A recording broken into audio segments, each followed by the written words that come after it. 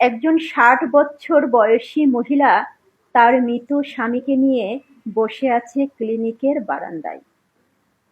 একজন নার্স কাল রাত থেকে সেটি দেখছে। সেই নার্স ওই মহিলার কাছে আসলো। মহিলাটিকে বলল, কাকিমা, আপনার আত্মীয় স্বজন ছেলে মেয়ে কেউ নাই? কালকে থেকে দেখছি মৃত স্বামীকে নিয়ে এখানে বসে আছেন। মহিলাটি বলল, আমার সবাই আছে। আমার ২ ছেলে। বড় ছেলে সৌদি আরব থাকে। সেই অনেক বলে বলে এখানে ভর্তি করিয়েছে, কিন্তু উনি মারা যাবার পর সে আর ফোন ধরছে না। ছোট ছেলে তো ভর্তি করাতেই চায়নি, তাই সেও আর খোঁজ নিচ্ছে না।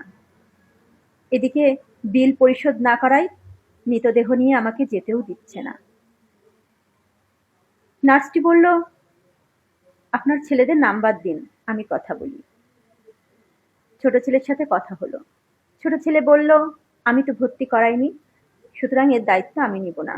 যে ভর্তি করিয়েছে আপনারা তার সাথে যোগাযোগ করুন।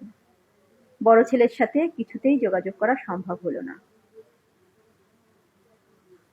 এরপর ওই নার্স তার জমানো কিছু টাকা নিয়ে এসে ওই মহিলাকে দিল।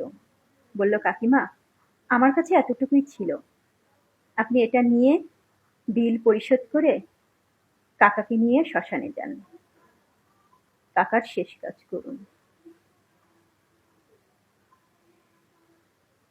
এই গল্পটি থেকে আমরা এটা বুঝতে পারি,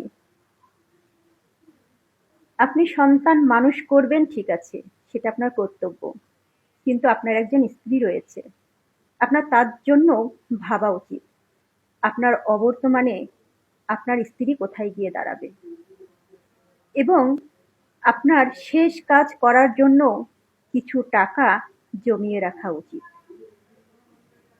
সন্তান মানুষ করুন, তাতে কোনো সমস্যা নেই, কিন্তু সব সন্তান কি মানুষ হয়? কিছু সন্তান অমানুষও হয়। তাই আপনার নিজের জন্য ভাবুন, আর আপনার স্ত্রী যাতে আপনার অবর্তমানে কারো কাছে অবহেলিত না হয়, সেই দিকটাও খেয়াল রাখুন। সবাই ভালো থাকবেন। ধন্যবাদ।